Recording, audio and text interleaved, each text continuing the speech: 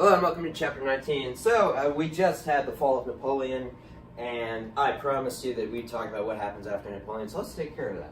So, they have this thing called the Congress of Vienna, where all the powers of Europe who were recently, made not powers, but are powers again, get together and they're just like, okay, we gotta make sure, let me switch this up. We gotta make sure that that does not happen again, because, that was kind of scary. So they want to set up a European. That's good.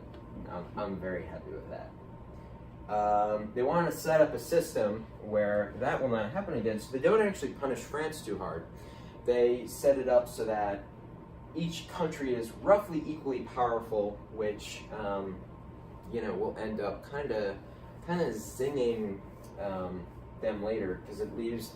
It's kind of like a forest fire. You know how because we stop forest fires from happening, now it's only every 50 years there's a forest fire, so they're horrifyingly bad, really bad and all that. And it's kind of the same thing with Europe, because they set the system up in such a way that it wouldn't blow up. When it did blow up in World War I, it was very bad. Now Spain, we'll talk a little bit more about Spain next episode and what happens to Spain's North American and South American colonies. But Spain kind of remains the same. Yeah, Portugal. And then Italy is left in its principalities and stuff like that. But again, the Italians were heavily influenced by Napoleon and the stuff he promised, so we'll get back to them.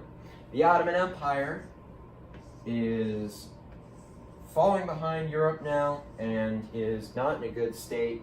They are called the sick man of Europe. It's no bueno for them. Then you have North Germany is dominated by the Prussians, so you still have some of the little principalities and all that, but not too much. It's a lot more centralized because of Napoleon. They have Austria-Hungary, and they kind of still dominate Italy and southern Germany. Then you have the Russians are very large and very powerful. So, so they kind of try to put Europe together again like it was before, but the genie has been let out of the bottle. Once you tell people that they do matter and they do have rights, it's kind of hard to convince them that they don't again. So people revolt and try to reassert their rights in 1848. And this happens concurrently with this development in Europe of people of the Industrial Revolution. Technology is exploding, it's getting faster and faster, and people are moving off the farm and into factories, so they're moving into cities, they're all together, and people are agitating. They want social change.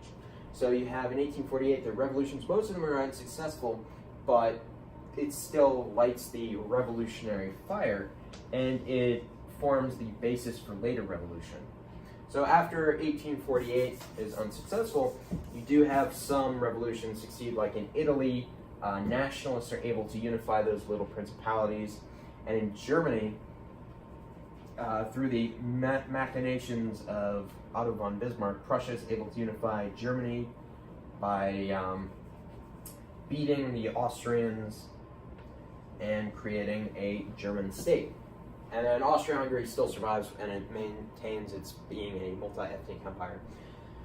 So that's kind of Europe heading into World War I. Another big thing that changes is the French and British help the Ottomans in a war against the Russians, because now they realize that, hey, if the Ottoman Empire loses, then the Russians will take over,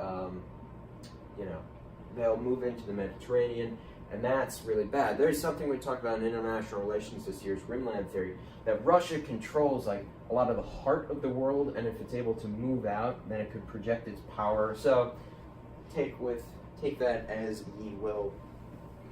And while people are undergoing these changes of industrialization, steam engine, coal mines, it's not fun, and new political ideologies that previously hadn't existed come about, like socialism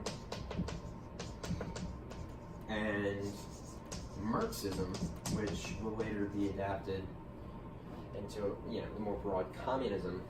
But Marxists and socialists are agitating in the industrial hotspots of Europe like Germany and Britain, and they want more egalitarian systems, and they're, yeah. So I think that's about it, because this chapter is like, industrialization. So you can memorize the inventors and all that stuff, but the big social changes are that people are moving into cities, they're getting like crammed together, and it's allowing new political ideologies like nationalism, socialism, communism, and stuff like that to hold on, or to like take hold. And going against these new systems are the conservatives. These are people who want to maintain the old order of Europe that existed before Napoleon. So that's about it for today. And next time we will talk about how our ancestors in North and South America were faring during this time. All right, see you and goodbye.